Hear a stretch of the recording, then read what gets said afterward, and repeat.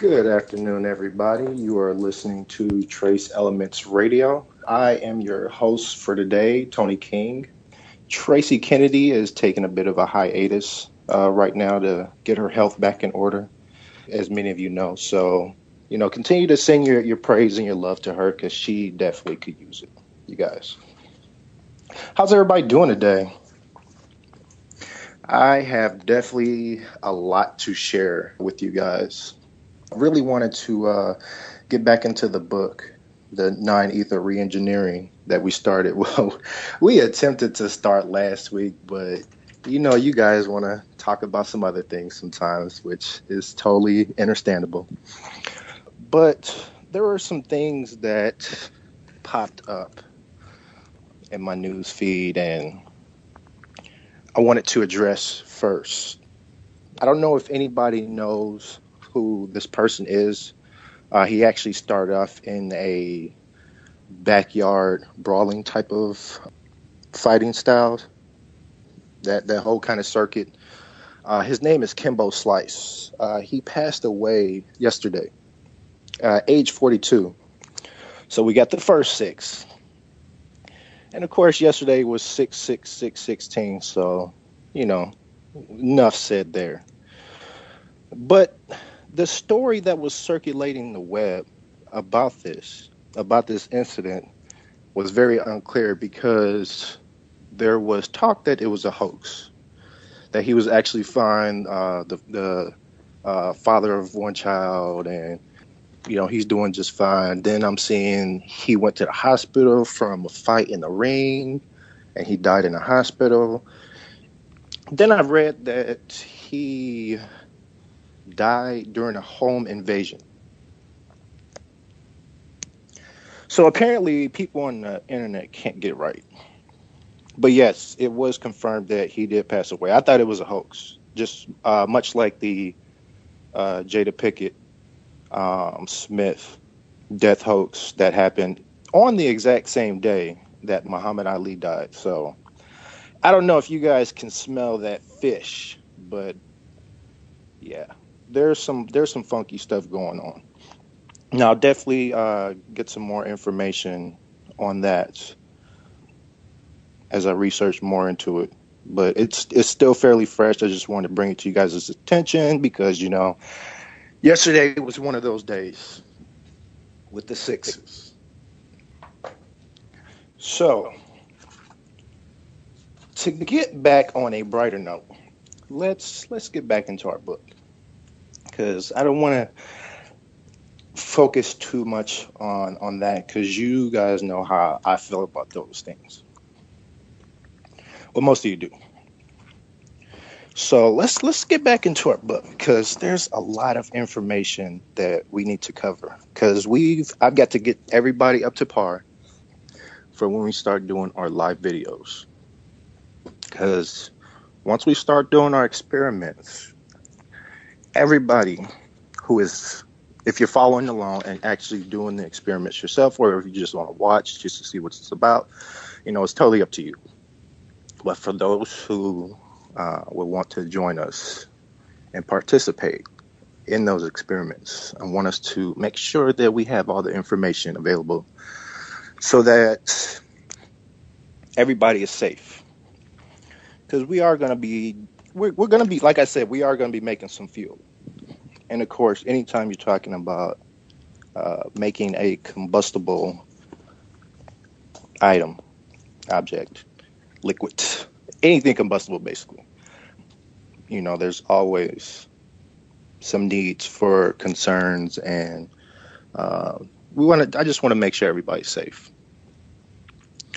All right, so let us get back into the reintroduction of ether. So I didn't really get too far into it, so I'm just going to start from the beginning because I know last week we kind of bounced around a bit. So since time immemorial, humanity has acknowledged the existence of a fundamental and quintessential element, an energy that permeates the totality of nature. While the names, labels, Stories, details, and explanations regarding this quintessential substance has changed over time. The concept has been present and prevalent in a variety of different cultural expressions, philosophies, theologies, ideologies, religions, theories, and sciences throughout history. In the English language, this quintessential substance is called ether, ether, which comes from the Greek word aether, meaning pure air or clear sky. The word ether is also related to the Greek word aithio, meaning to incinerate and burn, which is found in the Ethiopian people, meaning ether people. So Ethiopians, their name mean ether people. Let's see what that means. Which is a name that Greeks once used for all Africans. In ancient alchemy, ether was conceptualized as the fifth element after the four elements of earth, air, fire, and water. The word quintessential, which means the essential essence of something, actually breaks down etymologically as quint, meaning fifth, and essential, meaning element, rendering the alchemical term fifth element, which signifies the fundamental importance attributed to ether. So right there, you guys have we've all heard Tracy break down the meaning of words and words within words and what they actually mean, how they transform over time. So you see a word that we've used quintessential, probably not everyday conversation, but many of us have heard that term. So it meant from the essential essence of something, but really means the fifth element. So we're starting to dig deep back into the roots, back into where our not so long ago ancestors, how powerful they were, how connected they were. So that is my mission, is to get us back to that. So when I said that this is going to be boot camp, I was not playing. If anybody out there listening right now is ready to make some changes in their life, if you're fed up, if you're tired of being tired, if the things that are going on in this world bothers you, if it affects you in a way that you just don't know what to do, but you want to do something, this is for you. These are the people that I need. I need these warriors, because we're losing way too many warriors these days. We're losing way too many strong spirits. And we need as many strong spirits, because this is a psychic battleground, whether you guys realize it or not. I mean, you can say that you're not psychic or not. Everybody on this planet has psychic capabilities. Now, whether it's suppressed or not, that's a whole different story. But everybody on this sphere, on this planet, on this rock, this one sphere, we need to get back, because, and I'm not saying we need to get back to how it was in Kemet or Alkebulan, because that was when we first lost our way, as far as we know. We need to go back before that. We need to get back to Atlantis, because the path that we're on now, like I was saying last week, we can't afford another mass extinction, because every time we go through this, we always have to rebuild ourselves. We always forget a part of ourselves, and then we have to spend a millennium trying to remember who we are, where we were, our ancestors, all that. We need to nip this in the butt. We need to connect now. We need to break this cycle.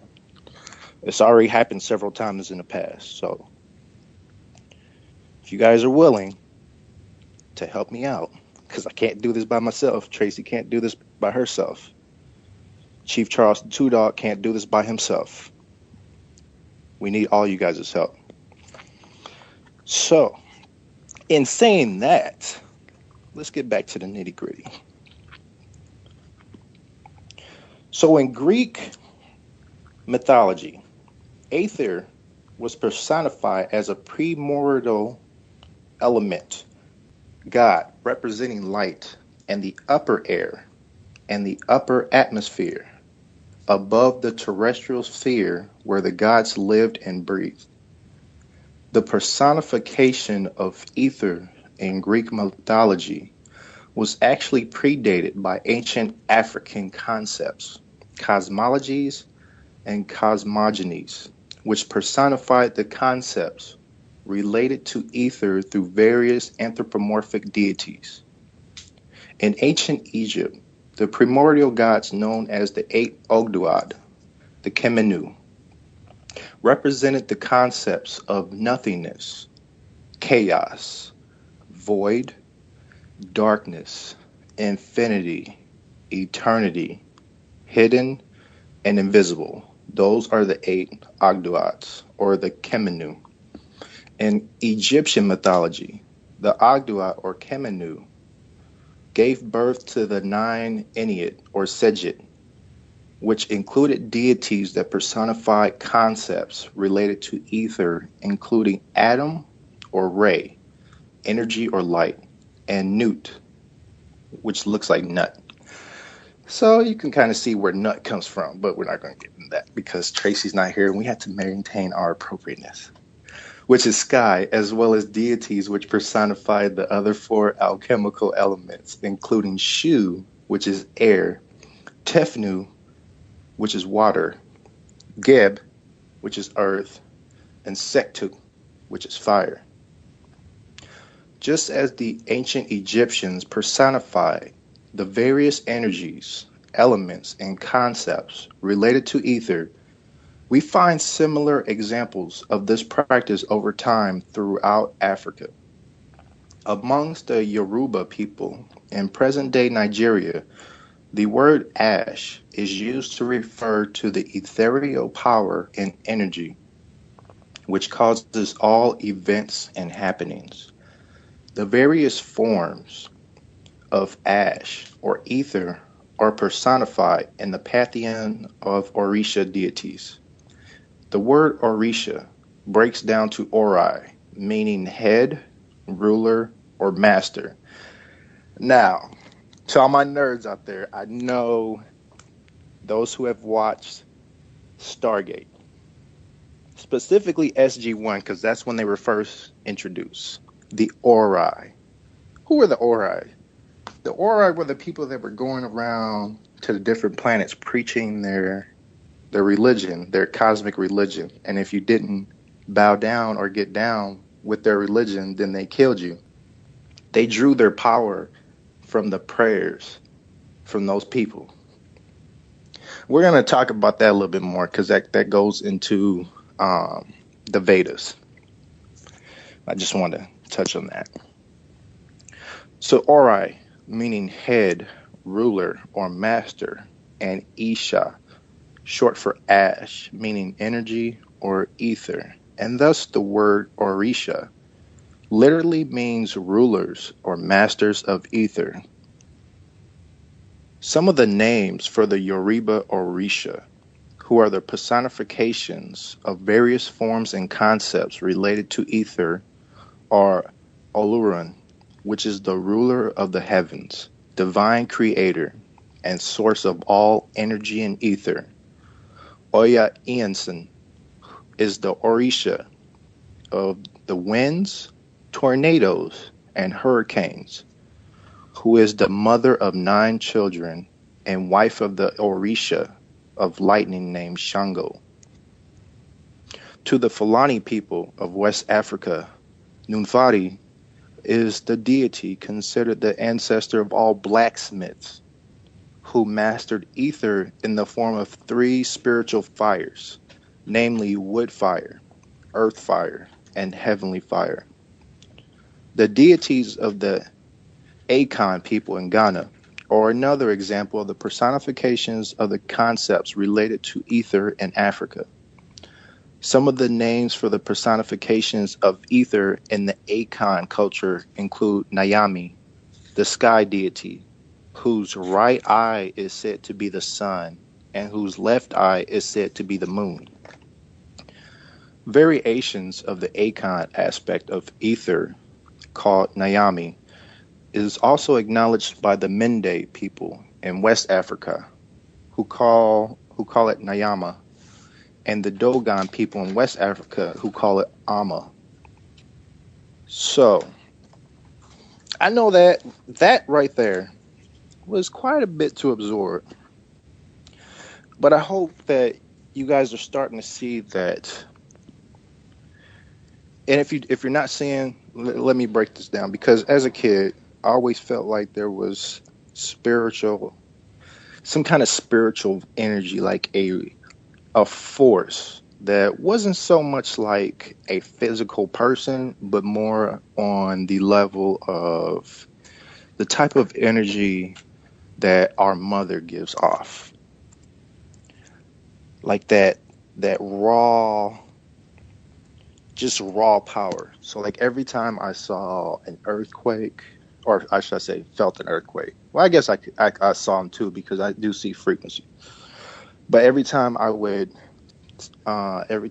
see a tornado, hurricane, I always felt like there was like raw, not just, how they say like, oh, the winds and hot air and cold air mixes and produces, like, no, that's more like the mother trying to get our attention.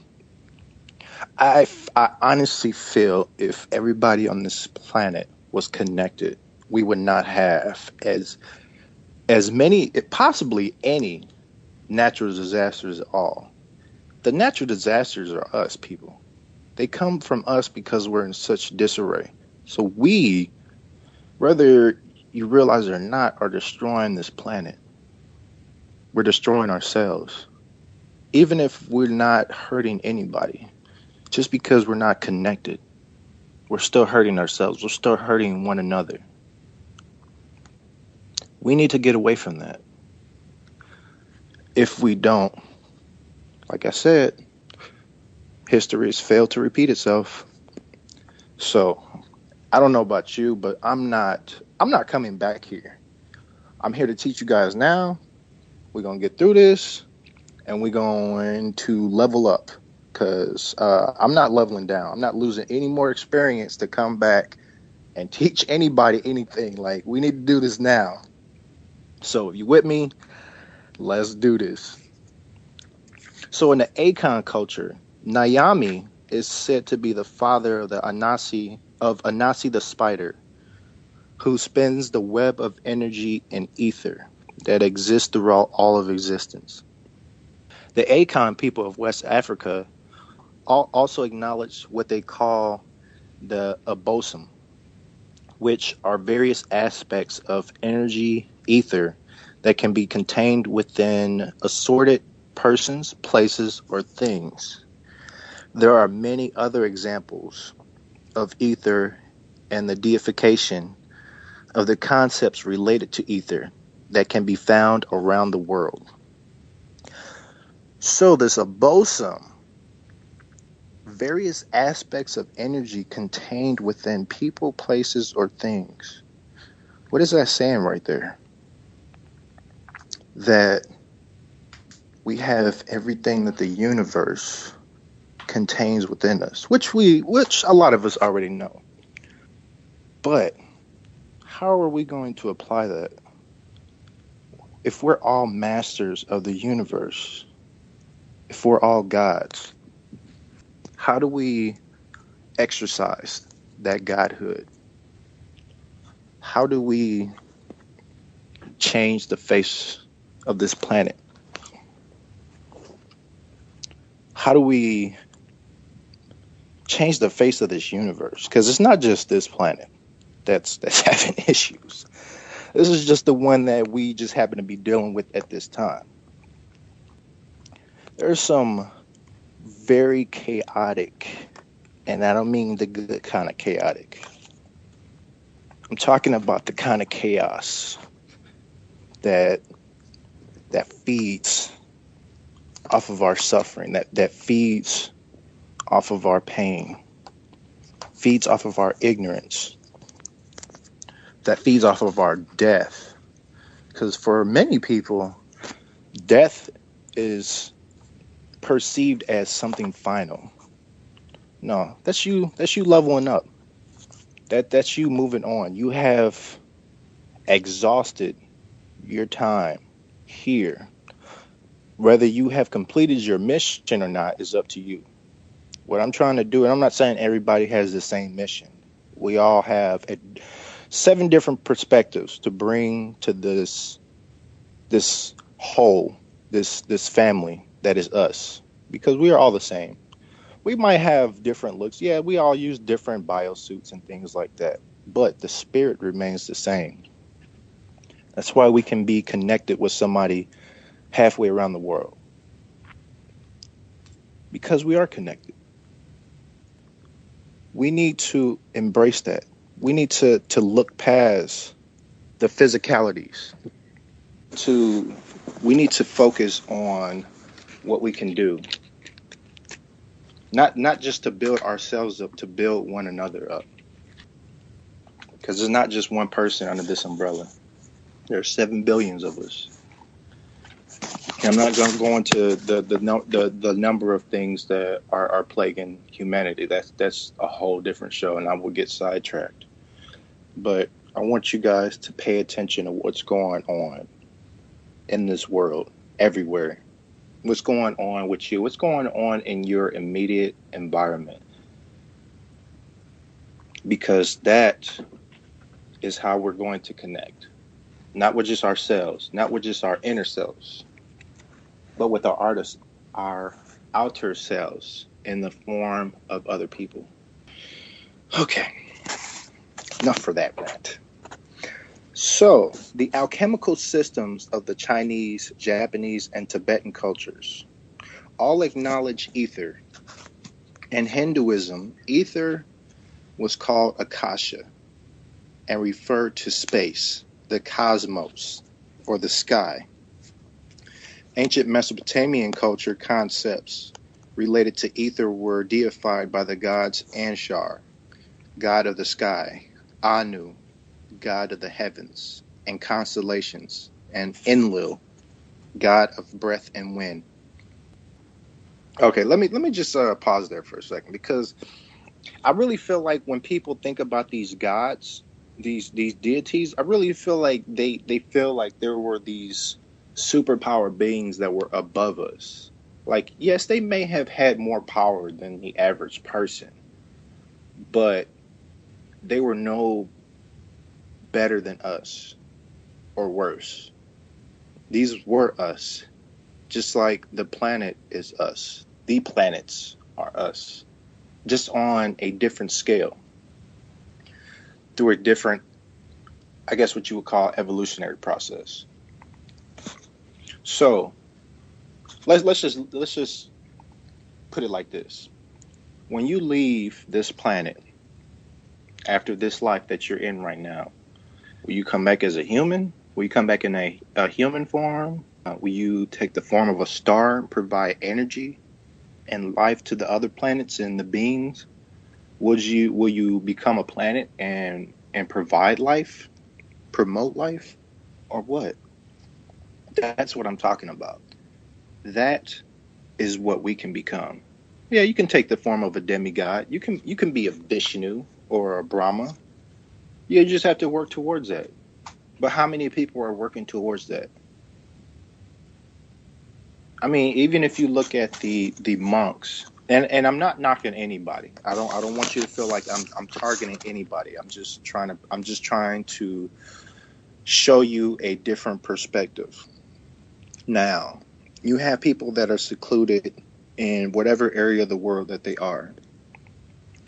And I can't blame them for secluding themselves from this, because, I mean, to live in this, in the stink, and that's not even the word that I wanted to say, but in the ish, bless you, in the shift without the F, to live in this and to practice any kind of spiritual practice or path, that takes, I want to say this, that is more profound than, because anybody can go live out in the woods and meditate and build themselves up there, but you're not connecting with, you might connect with nature, but you're not connecting with everybody else. That's the problem. If we had those people in our societies helping us, teaching the new generations, we could definitely fix this in a generation. But that's the problem. We're still disconnecting ourselves. Yeah, you might have a group of people connected, the monks, for example, connected with one another. Buddha, the Vedas, whatever philosophical system that they use. It's all the same. I mean, when you think about it, it's all the same.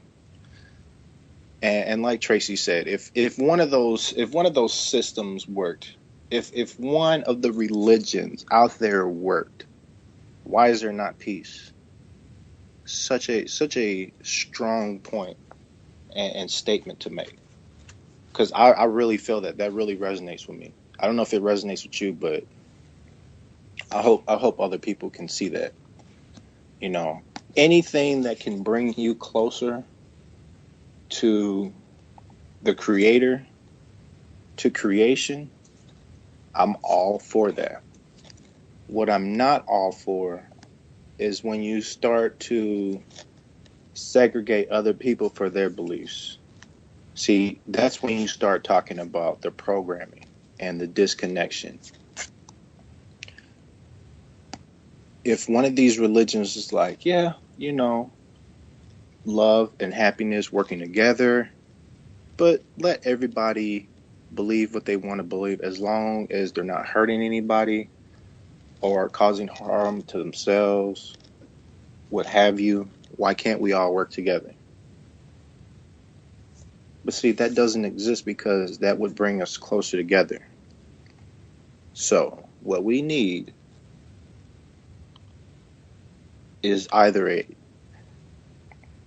a new way of thinking. I was going to say a new religion, but it's not what I wanted to. It's not how I wanted to say it, because we don't need a new religion. That's what Scientology and all that goofy stuff is. What we need is, I'm going to tell you what we need is to break this paradigm shift and just get rid of all religion and go back to our ancestral ways, which is somewhat of a religion itself, but it's universal, and it's not, when you talk about religion, we're talking about like a cult. It's not cultish. You know what I mean? It's so natural.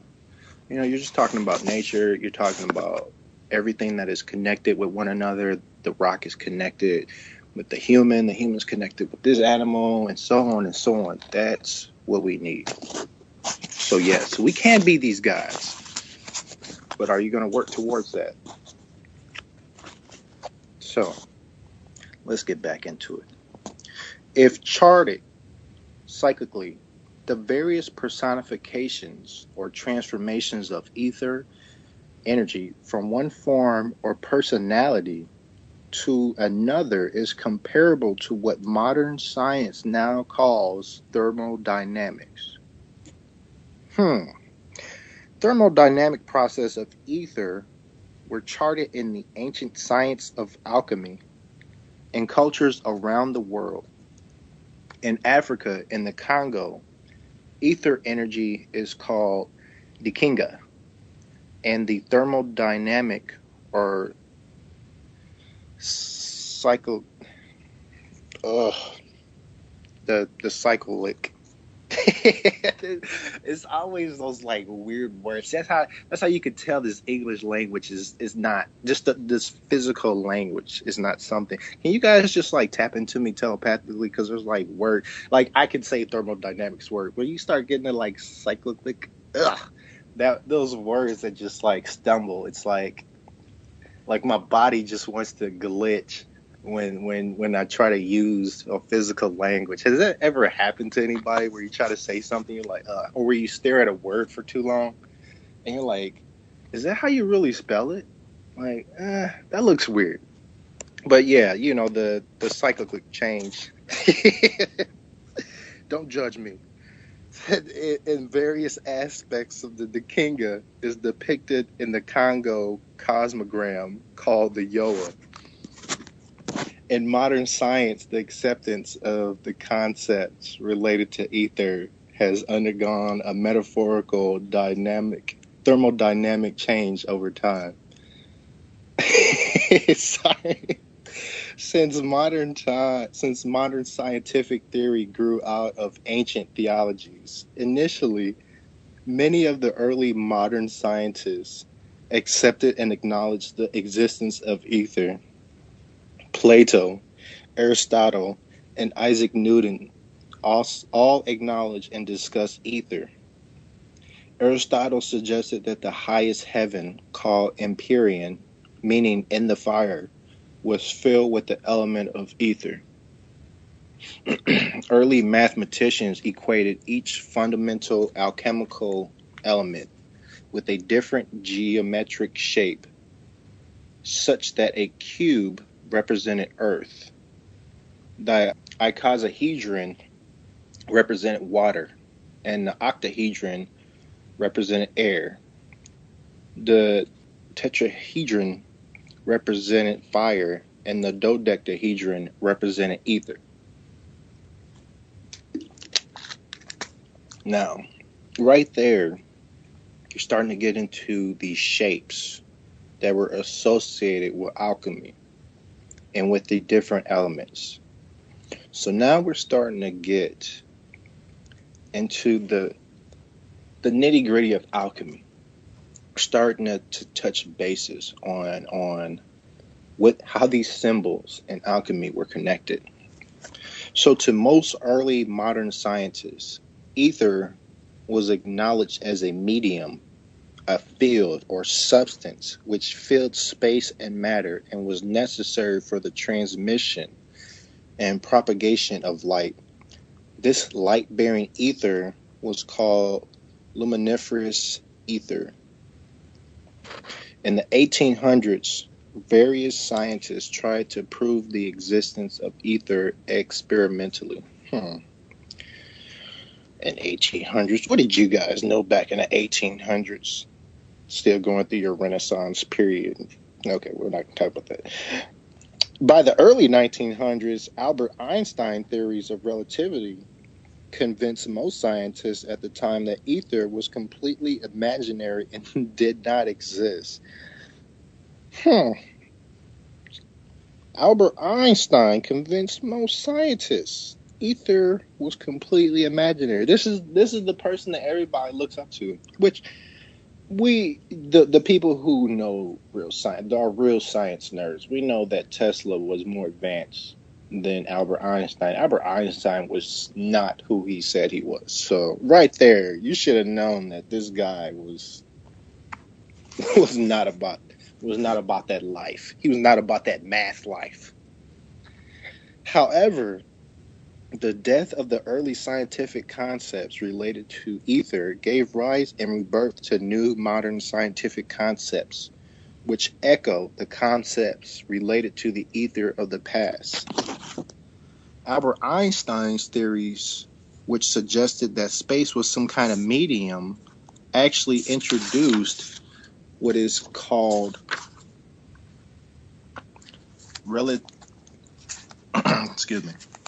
relativistic ether and the Einstein Aether theory. Einstein's theory, along with most recent modern experiments, showed that space is not an empty vacuum filled with nothingness, but rather space is filled with a transparent substance with a structure comparable to solids, liquid, and gases. So there's not just like emptiness floating out there. And they've tried to dress it up as dark matter and things like that. Yeah, they try. You know, they're trying to put their best foot forward. They get an E for effort. That's about it. So, in addition to the scientific evidence that supports the existence of relativistic ether permeating space, other modern scientific concepts that are reminiscent of ancient ether concepts are string theory, the Higgs field, dark energy, and the grand unified theory of everything. See, there we go, trying to label some stuff that, trying to get a understanding of something from a polluted way of thinking. Like science is so polluted, mathematics is so polluted, and Tracy's talked about this. How many numbers are between 0 and 1? Yeah, just if you haven't heard that one, just let that marinate on your consciousness for a minute. So, while all these quote unquote advanced, and I'm throwing air quotes out there because there's nothing advanced about stuff that you've stolen from people and you can't even get it right. While all these quote unquote advanced modern scientific theories include the idea of all prevailing substance and material in the universe, similar to the ancient and classical concepts of ether, empirical evidence of ether can be attained by simply observing evidence in nature and comparing the observations to the qualities, characteristics, and definitions attributed to ether from antiquity. From the ancient and classical definitions of ether, there are basically 9 attributes that are consistently associated with ether. What are these 9 attributes of ether from ancient sciences? The first one, ether permeates all of nature, the universe, and existence. The second one is ether is primordial. There we go. Glitch in the matrix. Primordial, essential, and fundamental. Ether exists in outer space, the sky, and heaven. Ether exists within the upper air and atmosphere. Ether is related to breath and breathing. Ether is needed for life. Ether can incinerate and burn. Ether is related to light. Ether is associated with energy. All right, let's take those 9. And what exactly are those 9 saying? Because if you look at those 9, it's showing how everything is connected. It's showing the power that we can tap into. It's needed for life. We need it for breath. That is the vital force that I was talking about last week. That's how we fed. That's how our Atlanteans fed. They didn't need to physically eat food. They didn't have a digestive tract. They didn't have to feed off the suffering because they were connected. If you're connected, you can feed off of the energy that's abundant around. There's so much energy around us. Everybody can feel it. If you can tap into it, which we all can. Nobody out here is excluded from being able to do this. Except maybe a clone. If you're a clone, I can't really speak on that. That's a whole different story, because we're talking about, like, if you clone a person, it's just a physical copy. It's just a shell. So what about the spiritual energy? What's binding to them? So, if you're a clone, I don't know. I can't really speak on it. If you can, provide some information on that, that would be great. But everybody, even animals, even nature, it all applies to all of us. Once we connect with ourselves, connect with each other, connect with the universe, then a lot a lot of the chaos that is around us becomes order. Because out of chaos, order is born. Out of chaos, order is born. That is why every time we've had an extinction level event, we've always been able to rebuild. Not that what we rebuild is always the best. Sometimes it is. But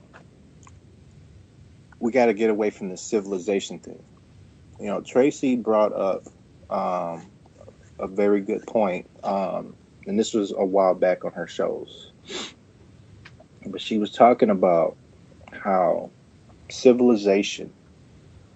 all civilizations end because they all have a certain amount of time that is allotted for them to thrive. Why is that?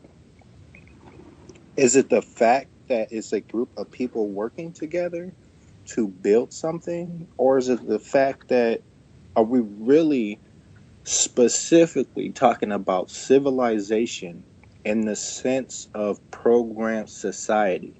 So yes, I believe that I believe civilizations are meant to fail because it's not natural. And I want you to think about that. I'm not saying we can't work together, but the very process, the very definition of being civilized is to be programmed. You have to work on a specific schedule. You have to get somebody else rich. You have to be a consumer. That all comes into being a civilization.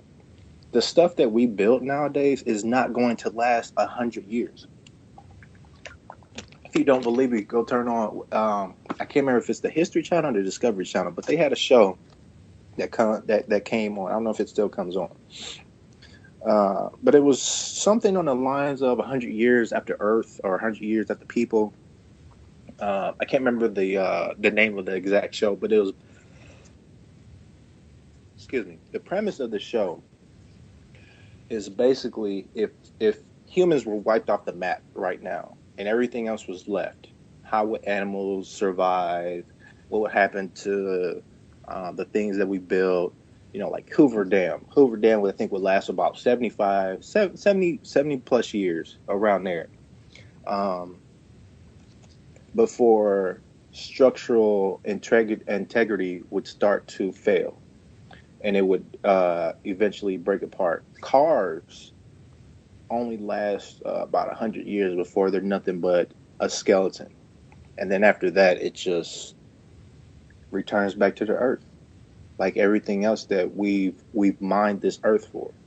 And we need to get away from that. We don't need crystals or precious stones. We don't need amethyst. We don't need demortarite.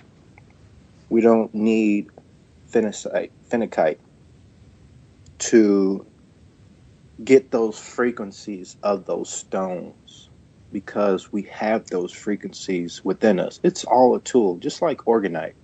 Organite can help, but it's a tool. If we are fully connected with ourselves, then that becomes obsolete, because we have all that within us and so much more. So you don't need these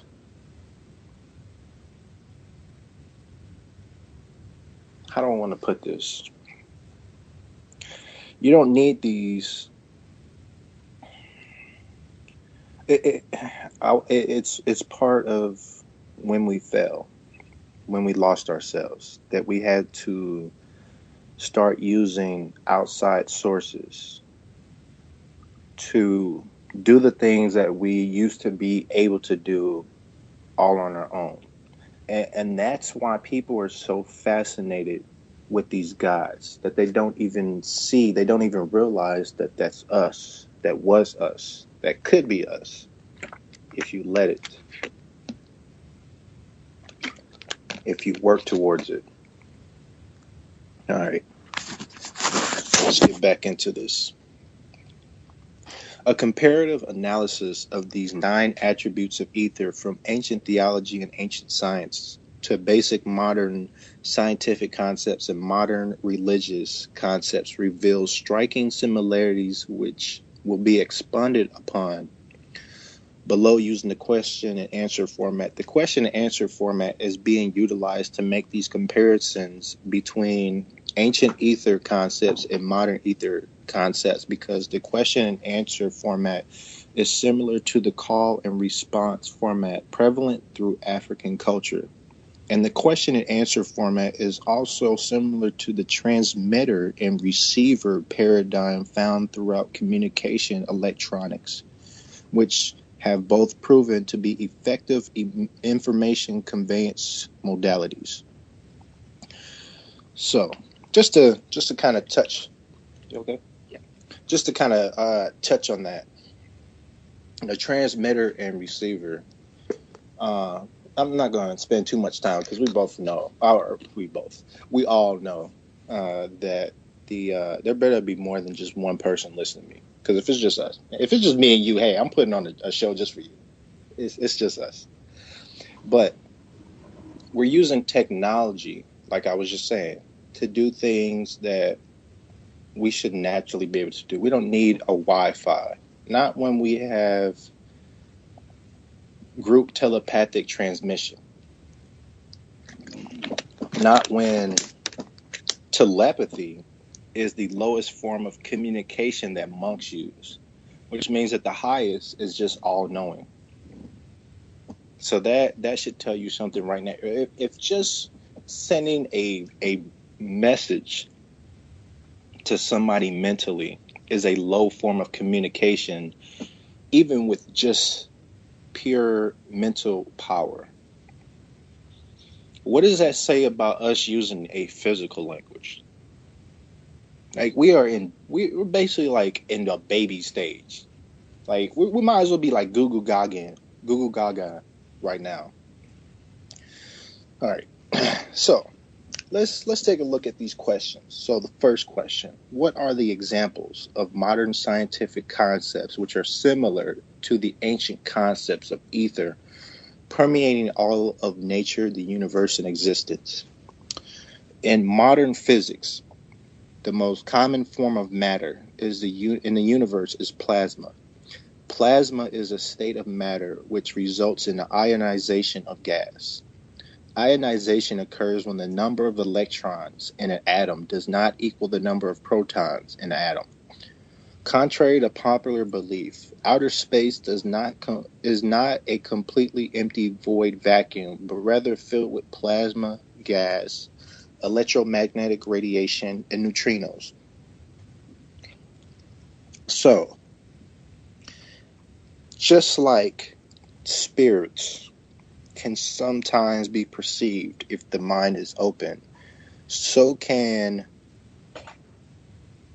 these different forms of energy, because everything in the universe, everything in existence is light, sound, resonance. Everything has a frequency. Everything has an energy about them. Everything resonates. So, the electrons that ionize gas and form plasma are fundamental particles in nature and are used to form matter. The electromagnetic radiation that permeates outer space is a fundamental force in nature a fundamental force in nature and motivates the movement of matter. Considering that plasma, electrons, neutrinos, and electromagnetic radiation permeate all of nature and the universe, then these concepts can be considered. Sorry, guys, I need to get a drink of water real quick. Analogous with ether. Man, the glitch today. Are you guys experiencing that glitch? All right.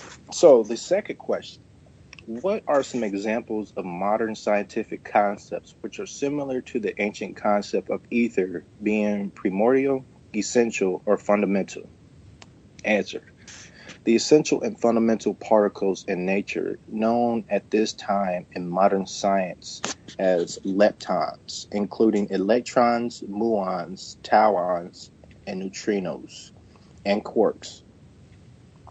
The primordial, essential, and fundamental force in nature known at this time in modern science are the strong force, the weak force, electromagnetic radiation, and gravity.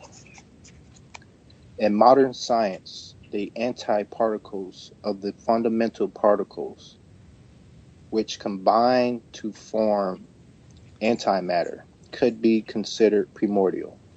Thus, considering that leptons, including electrons, muons, tauns, and neutrinos, quarks, antiparticles, antimatter, the strong force and weak force, electromagnetic radiation, and gravity are all primordial, essential, and fundamental concepts in modern science, then these concepts can be considered analogous with ether. So, hope you guys are realizing how things are connected with one another. These forces of nature, whether it's a fundamental or primordial, or it's essential, it's all connected. You can consider the primordial, the chaos concept, because it's raw, it's there, it's a force of nature to be reckoned with. And we'll continue on after the break. I hope I'm keeping you guys awake. So stick with us. I've got plenty more to share. Get you guys a snack, drink, something, take a restroom break. And we'll return after this short break. Welcome back, everybody. You are listening to Trace Elements Radio. I'm your host, Tony King. Welcome back. So, to get back into the nitty-gritty, we are talking about ether, the re-engineering. And of course, ether ray is an acronym for electricity, thermodynamics, hydrodynamics, electromagnetic radiation, and resonant energy. And we are breaking down each one of those and how they do apply to us, whether we realize it or not. So, we have a question. What are some examples of modern scientific concepts which are similar to the ancient concept of ether, existing in outer space, the sky, and heaven? As we previously stated, outer space is not a completely void vacuum, but rather filled with plasma gas, electromagnetic radiation, and neutrinos.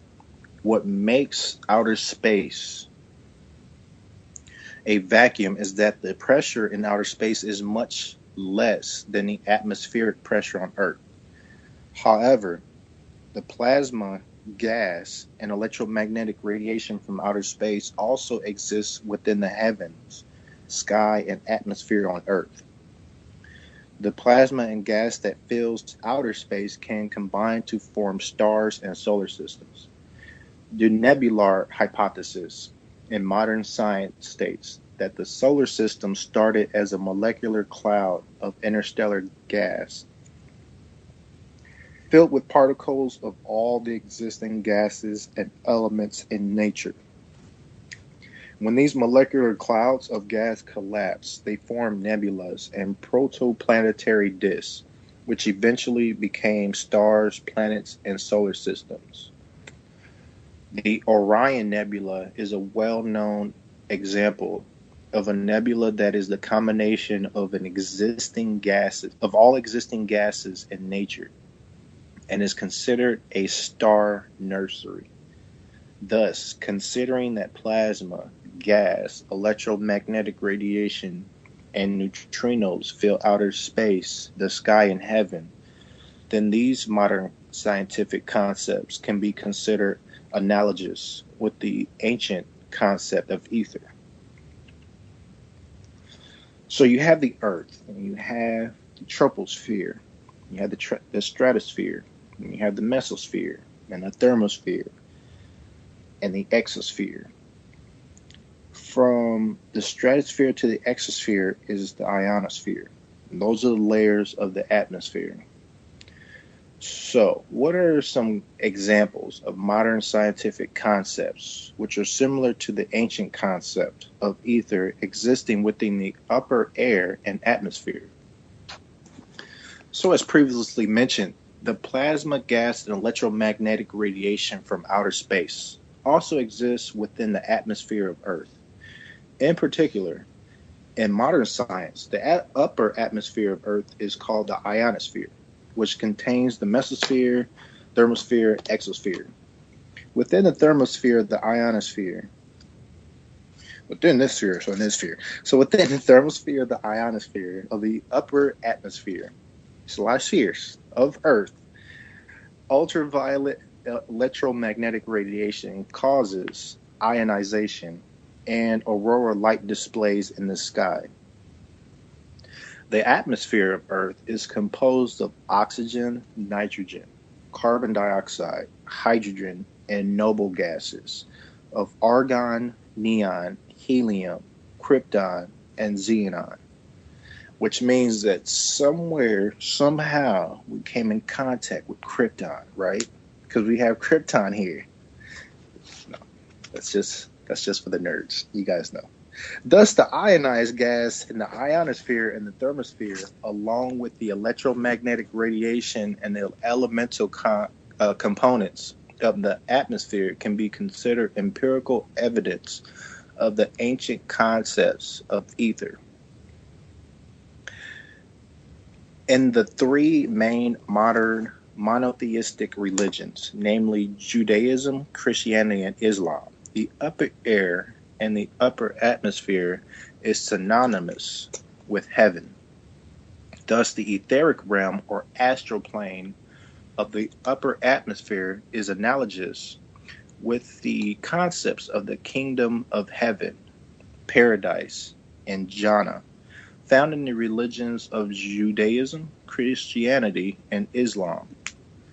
In many ancient cultures, the various deities that were used to personify the concept of ether were often associated with birds, because birds were able to fly into the upper atmosphere, or ether.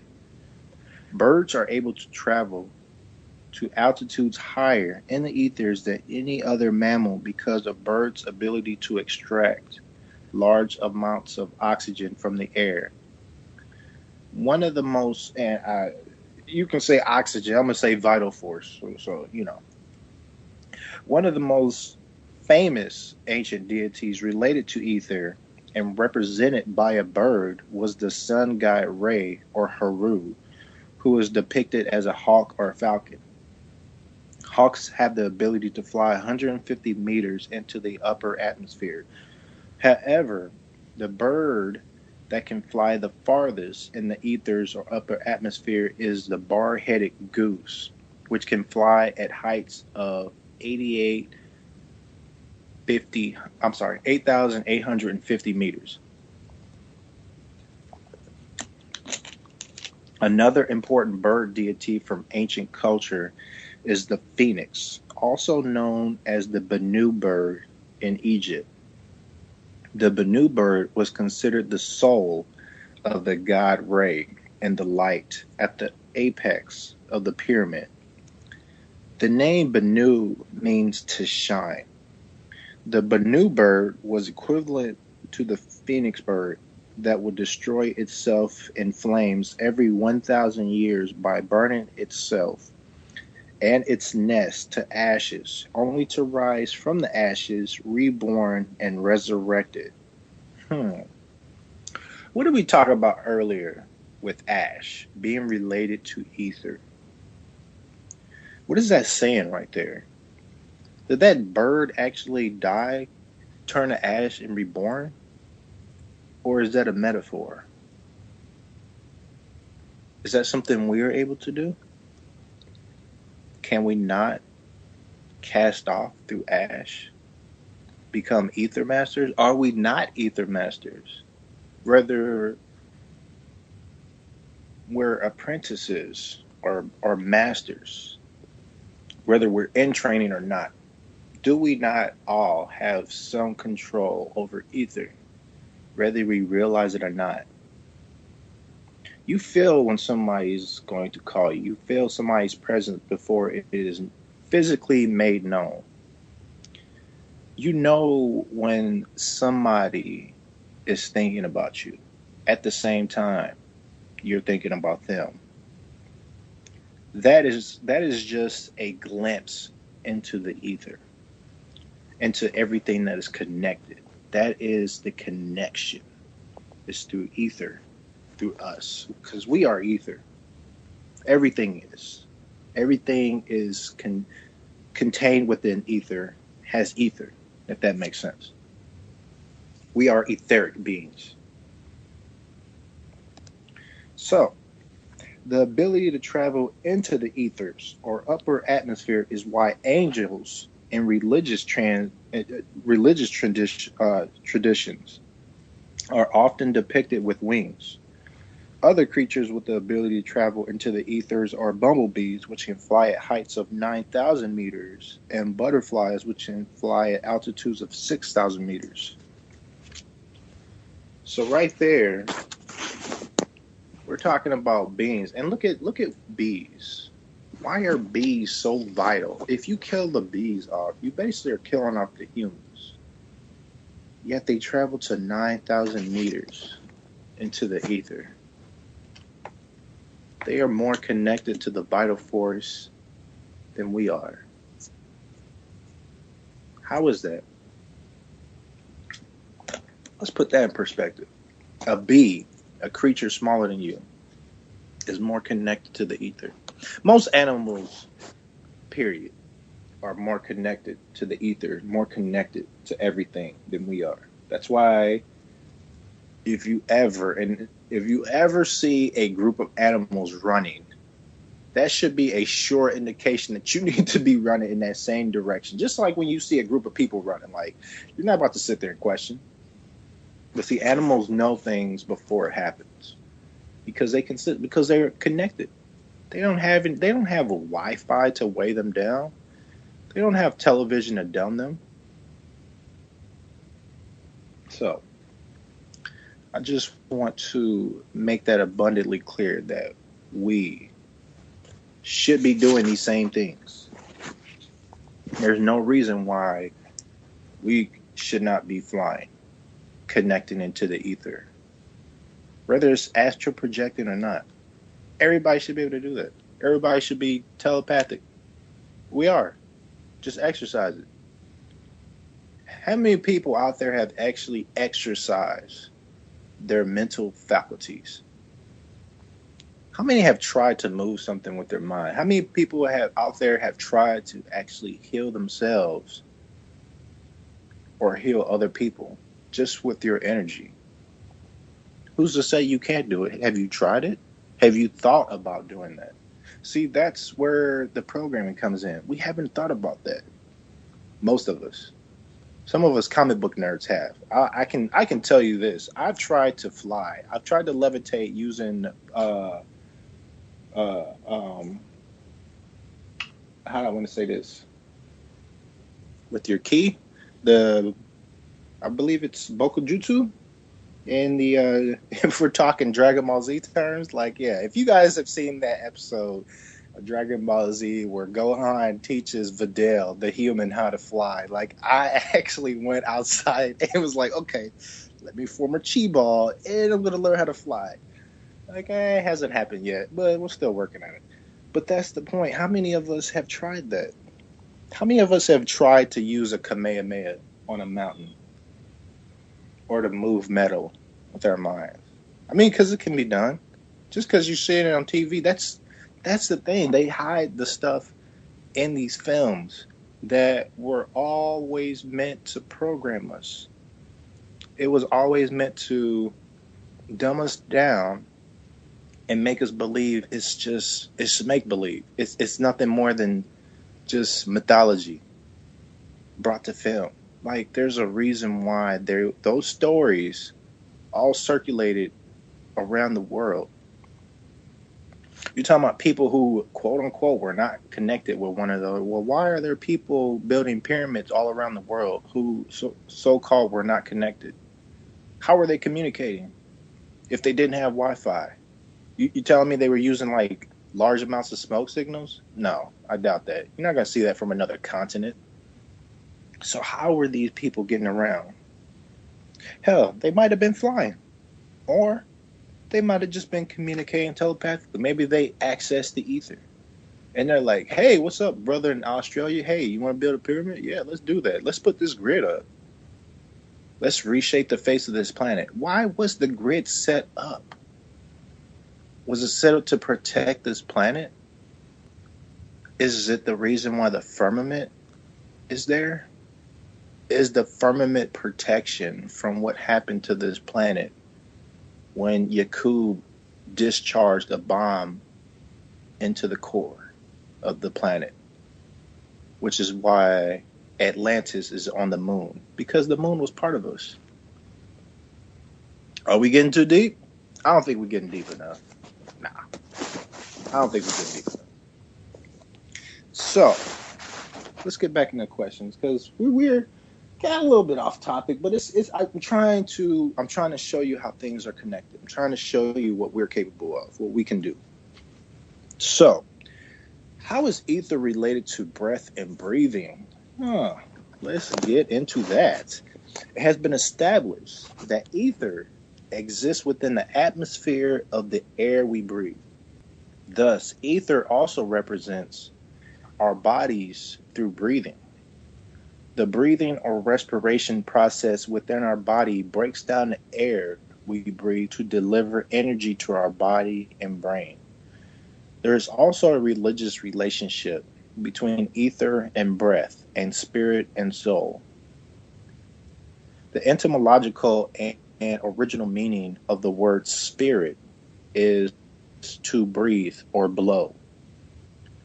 In the three main monotheistic religions, Judaism, Christianity, and Islam, the Hebrew word translated as spirit in the Old Testament of the Bible is ruach. Hope I'm saying that right. Which I probably don't care, because it's all written language. You guys don't need to be focused on how things are pronounced. So, anyway, in the Bible is ruach. Strong's H7307. Which means breath, wind, or air. Oh, okay. So Strong's must be the where you can find, like Job 3:16 or whatever. You know what I'm saying?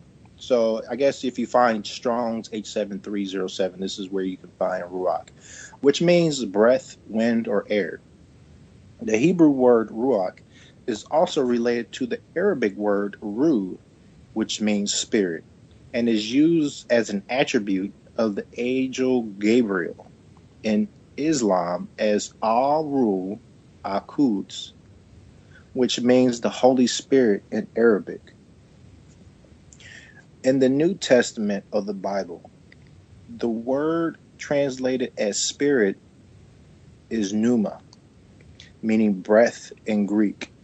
The Hebrew word translated as soul in the Old Testament of the Bible is nephesh, coming from the word nephesh, meaning to take a breath. Since we comprehend that ether is related to gas, air, and breathing, and all of the original meanings of the words for spirit and soul meant breathing or air, then we must also conclude that ether is related to spirit and soul. Ether is related to the concepts of spirit and soul Ether is also related to the concepts of spirit and soul found in other religions, religious traditions, besides Judaism, Christianity, and Islam. The Hebrew word nephesh, meaning to take a breath, is also related to the ancient Akkadian word napahu, meaning blowpipe, and the ancient Egyptian word nefu. meaning wind, air, and breath. The ancient Egyptians divided the ether that entered one's body using various aspects, which together made the human soul, including Ankh, meaning to shine or radiate light. The energetic ether within the body. The Ba, mentality or personality. The Sekhem, the vital power, spark of life. And the Ka, the breath of life, vital essence. The Ka from ancient Egypt is also similar to the concepts of Ki, Qi, or Ki from Chinese philosophy, meaning gas, breath of life, consciousness, vital energy, and life force. In Chinese philosophy, it is said that the ether key can be channeled through the palm for healing in a process called Reiki. The concepts of ki in China is also similar to the concepts of prana, meaning vital breath of life in Hindu philosophy, and all relate to air, breath, spirit, soul, and ether. So, let's look at that real quick. What did we just get done talking about? The energy of breath. There's only so much energy that you actually get from breathing. Excuse me.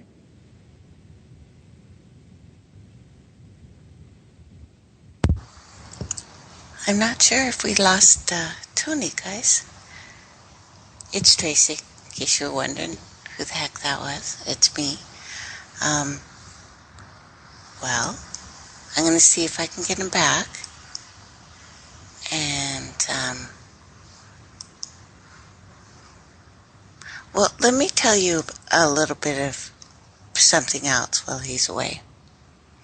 And if you get a chance, go to my Facebook page, the one that's for the show, Trace Elements Radio, because there's a lot of things going on our planet right now. Pretty much the exact same scenario that we've been seeing over and over again. We have to realize that when Muhammad Ali passed, they made millions of people say that name, Muhammad, just in time for Ramadan.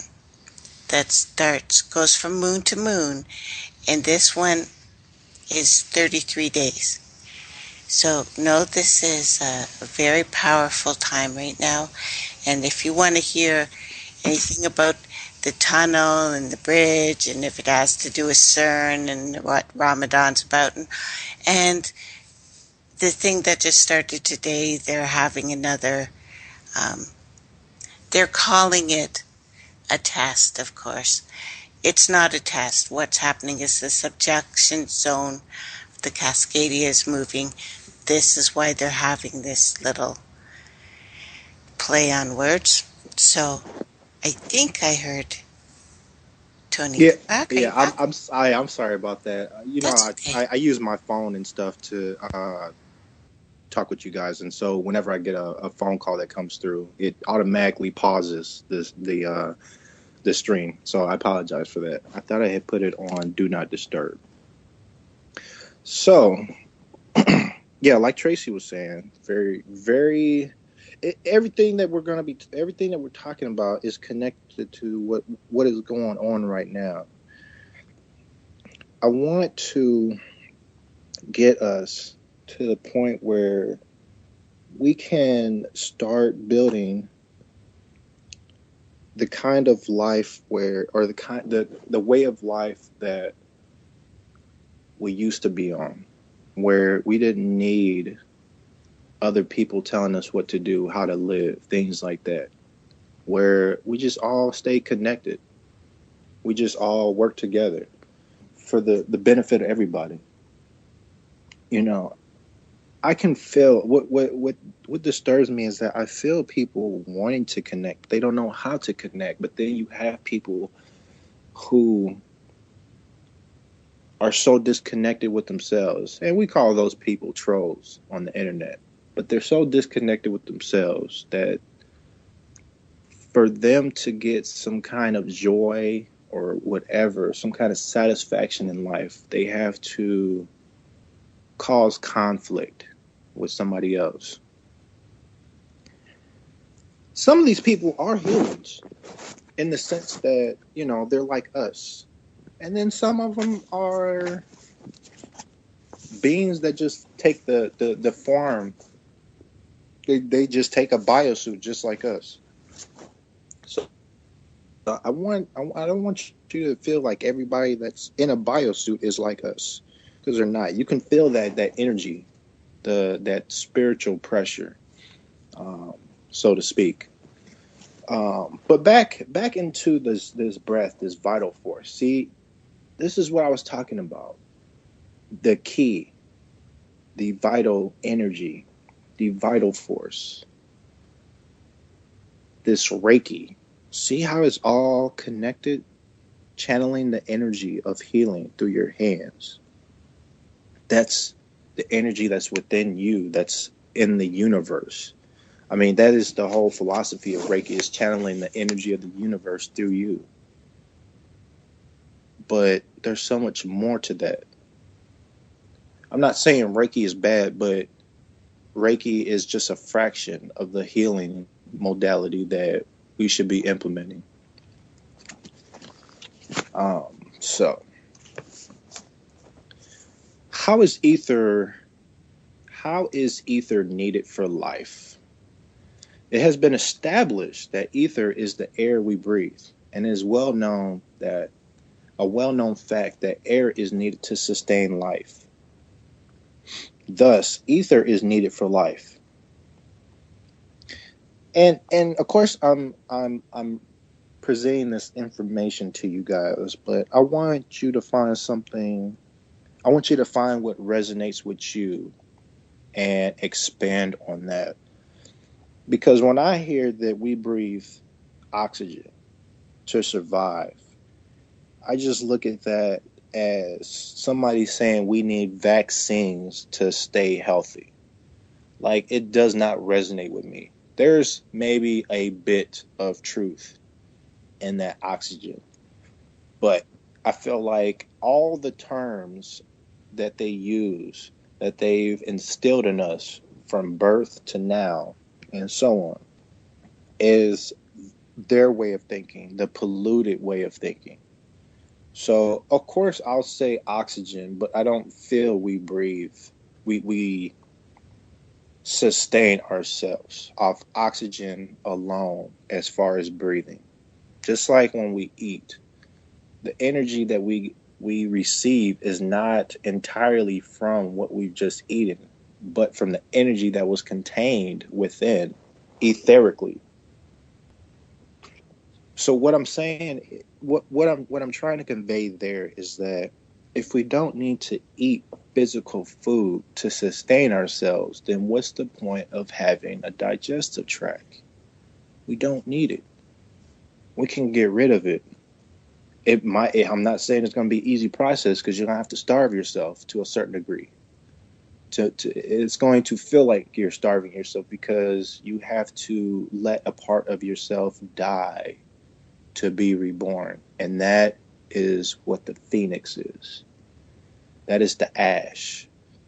A part of us must die to be reborn if we are to be complete. I'm not saying you have to physically die to be reborn, but I'm saying the things that have these bonds that have controlled us, these shackles that we wear, have to be cast off. We have to get away from this slave mentality that has taken over this planet.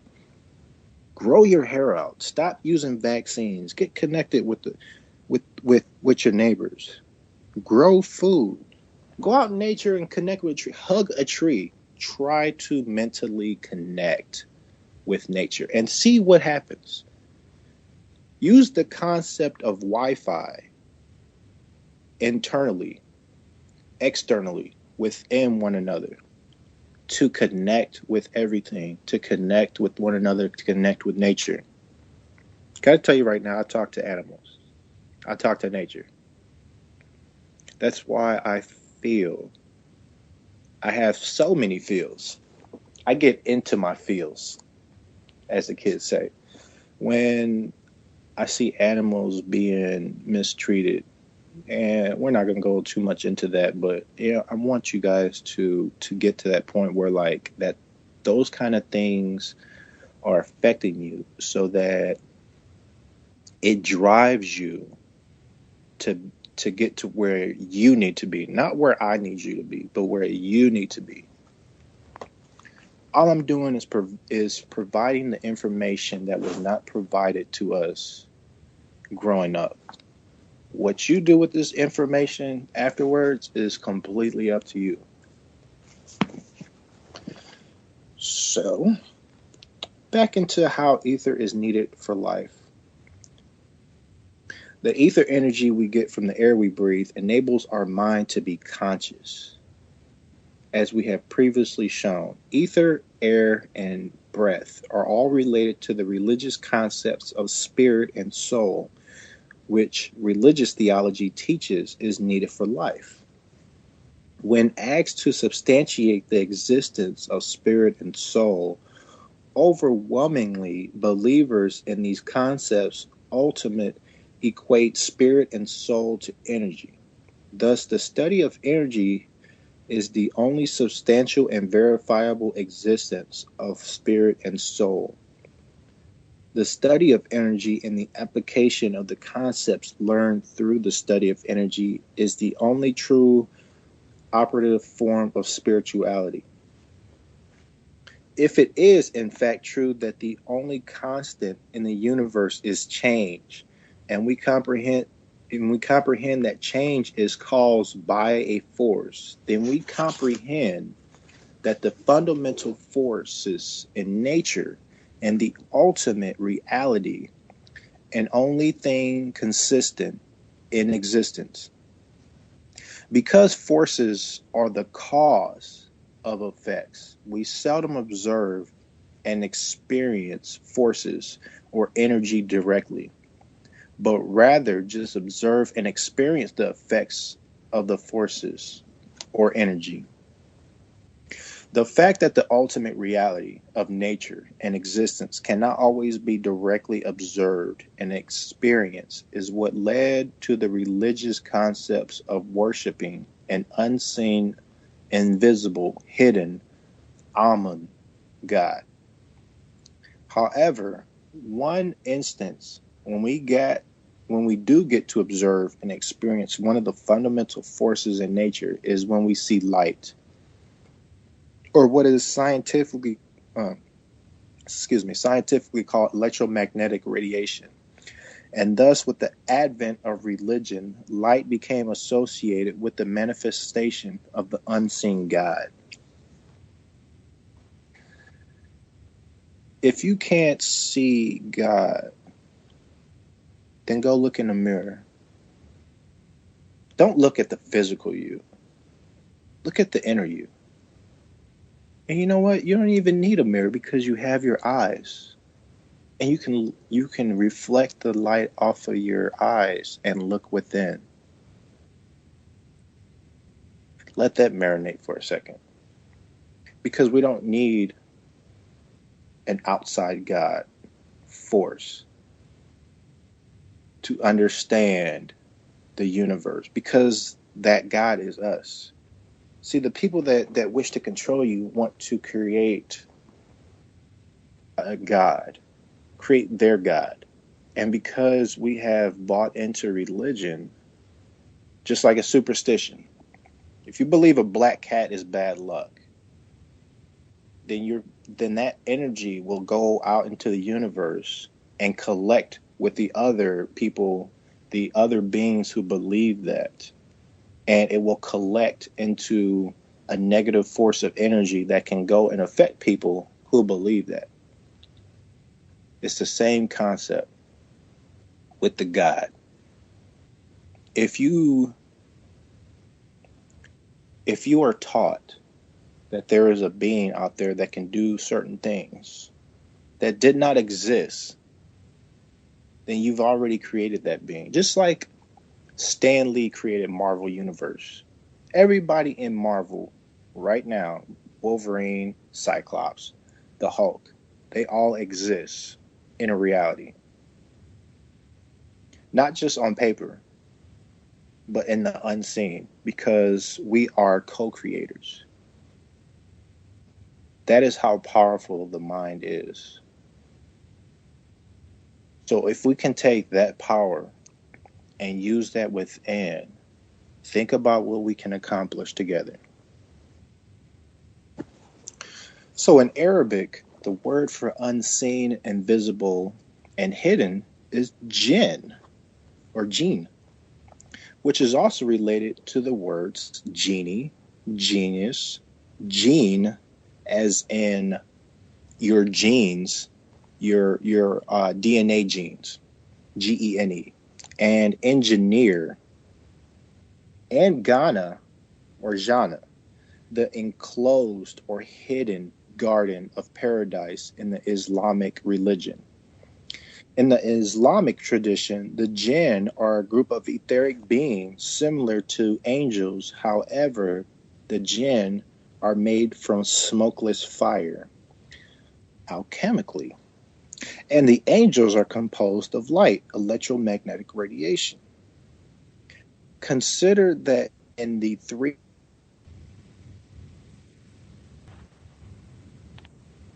Okay, that time you guys did.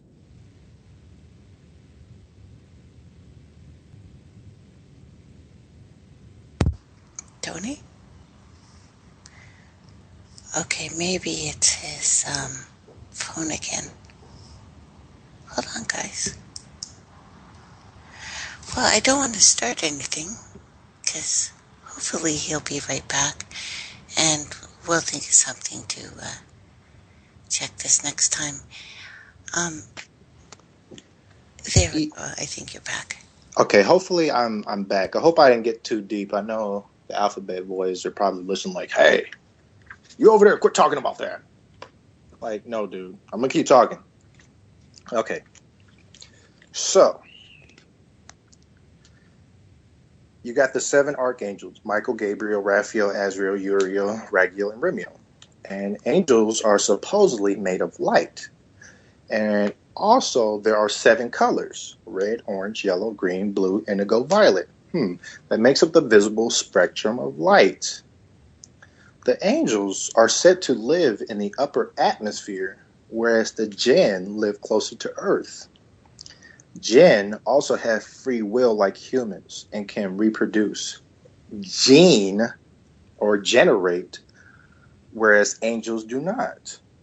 The word seraph or seraphim means to burn, burning ones, or fiery serpents, and is the name for angelic spirit or ethereal beings in the Judeo-Christian Bible, Numbers 21:6. Considering that the word angel actually means messenger, then we can see that the angels made of light from religious traditions are actually electromagnetic messages, much like radio and television signals. I'm going to just pause right there because I know there are some minds blown like, what did you just say? Yeah, let's take a moment to let that marinate. So, angels, electromagnetic messages. Gene, gen, genus, genie. See, Tracy's already like got you guys on the path of breaking down words, so I really don't feel like I have to go too far into this, but I just wanted to point that out because I know a lot of people have not heard that angels being messages like modern radio. I know a lot of people have not grasped that concept yet. And I get that. it's new information. That's why I said that we're going to be covering a lot. So this is boot camp. I believe in you guys. So let's continue. I've given you a moment to reflect on that. So the word jinn or gene also related to the word genie, etheric beings that grant wishes, genius, ingenuity, engineer, and genetics, which are all associated with mental abilities in life. Therefore, there is a literal and etymological connection between the etheric jinn and the mental genius or engineer and the genetics or genus of life. Even in the more recent theosophical philosophies, the etheric word Akashic records. And of course, we're just using that as a reference, guys. Just like when I say Jesus, we know that it's not called the Akashic records, right? Okay, just so we've established that. So the etheric word Akashic records, Akashic field, is used to refer to a mental ethereal library of all knowledge. So does that mean that the Akashic records field is a library that you astral project in? Or is it just knowledge that is similar to a library that you can just access from the consciousness field? I think it's the latter. One of the 99 names of Allah in Islamic tradition, Al-Aziz, the mighty, actually comes from a pre-Islamic warrior goddess named Al-Uzza.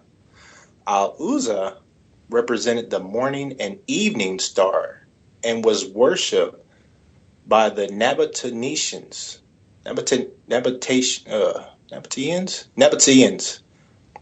which associated Al-Uzza with the planet Venus and Lucifer, the light bearer and morning star. Okay. Does everybody get that? I know it's gotta absorb this stuff. Gotta absorb it quick. But I want everybody to be on the same page. So are we good? Al-Uzza? Al-Aziz? You see where these religions are coming from, how they're pulling from our old teachings and corrupting this knowledge to control us? That's how they're doing it. All right. Let's press forward.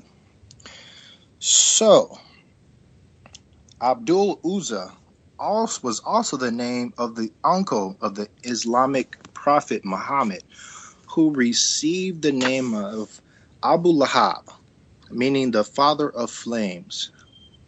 However, the name of the angel Uriel means fire of God, or God is my light, because fire is a natural source of light.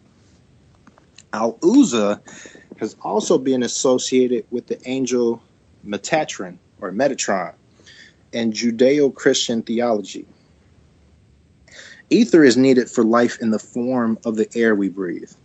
Also, our very consciousness and thoughts are made up of electromagnetic ether, in addition to the breath of life and the material of our thoughts.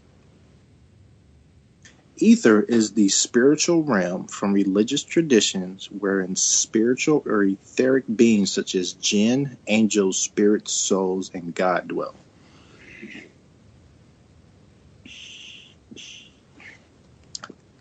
You guys still doing them push-ups? I'm not playing about this boot camp. You guys better be doing those mental push-ups while we're doing this, because if y'all can't get with this, I don't know what to tell you. You're in for some trouble. I'll put it like this. Whether the worst thing you could do is kill me. That is like the worst thing you could do for yourself, not the worst thing you could do for me. And I don't mean you people listening. I'm talking about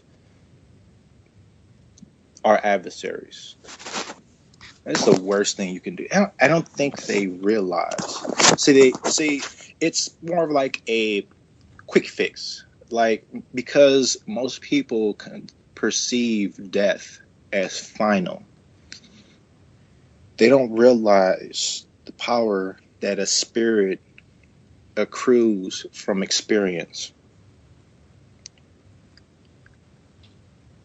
We as spirits, and everybody's here for a reason. Everybody has, you can call it mission, objectives, whatever. I like to use those terms because, you know, these suits that we in, this physical universe that is zeros and ones. This is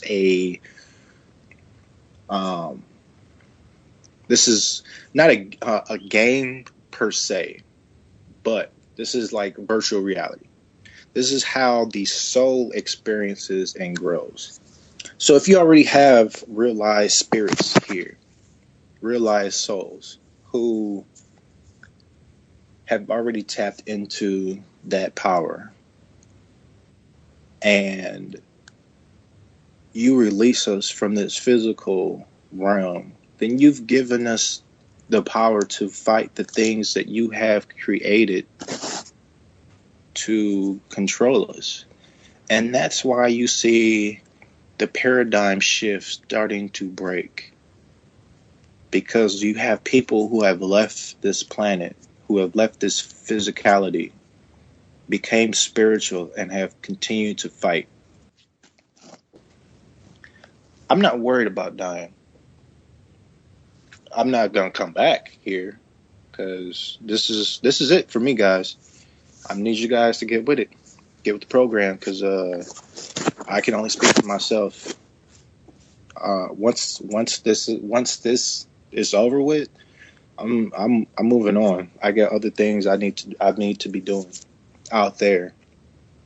I love you guys. Don't get me wrong. It's not that. I need people to work together, and when I don't see that, that hurts. That hurts me spiritually when I see the disconnection of my people. And when I say my people, I mean everybody under this umbrella. I don't care what color you are. I'm talking spiritually. I don't care about how much native you have in you. I don't care if you're black, if you're white. Hey, I'm talking about spiritual. Because we gotta break that whole control system down. And we have to break it down on every level there is. Starting with religion, starting with color, starting with race, with culture, all that.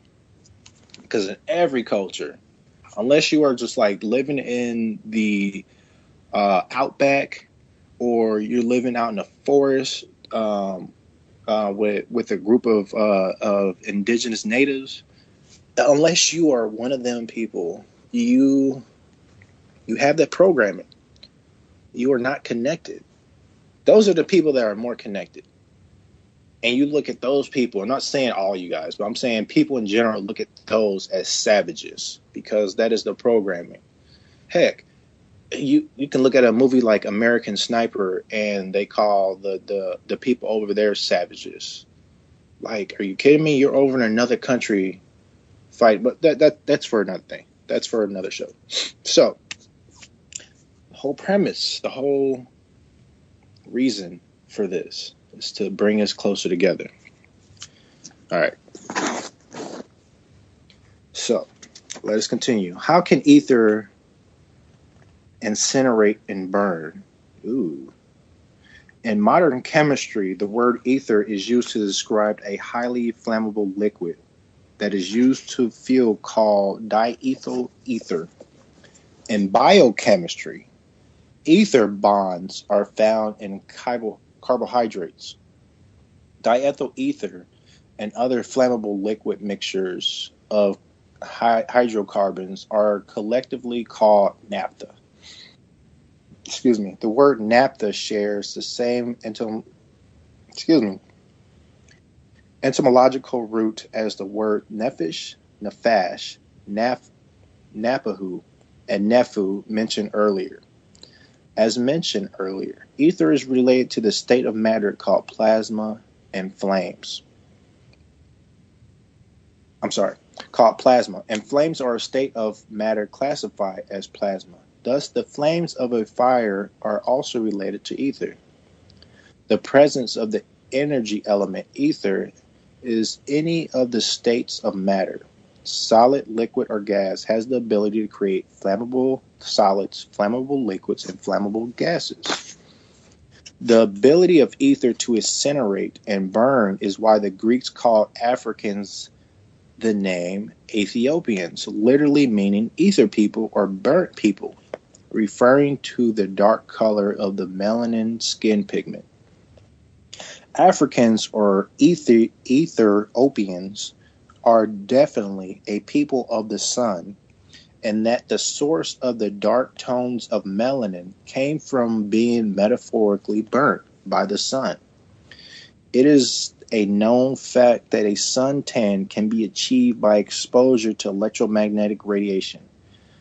Melanogenesis is the process by which melanin in the skin is produced. The processes of suntan, sunburn, and melanogenesis are virtually identical. However, suntans and sunburns do not affect a person's DNA and are caused by frequencies of ultraviolet radiation called UVA between the ranges of 750 THZs to 940 THZs. However, the ultraviolet radiation called UVB between the frequencies of 940 THZs and 1070 THZs also affect a person's genetic DNA and causes melanogenesis. The melanin within the skin of African or Ethiopian people is indeed a genetic DNA trait inherited by the sun. Since UVB, ultraviolet rays, are the fastest frequency of light that comes to the earth from the sun, it is indeed the fact that DNA of African or Ethiopian people came from the fastest frequencies of light from the sun. And we will leave off there. Thank you guys so much for joining. I hope you enjoyed it as much as I enjoyed it. I will see you guys Thursday, hopefully. If we don't continue from this, definitely will continue next Tuesday.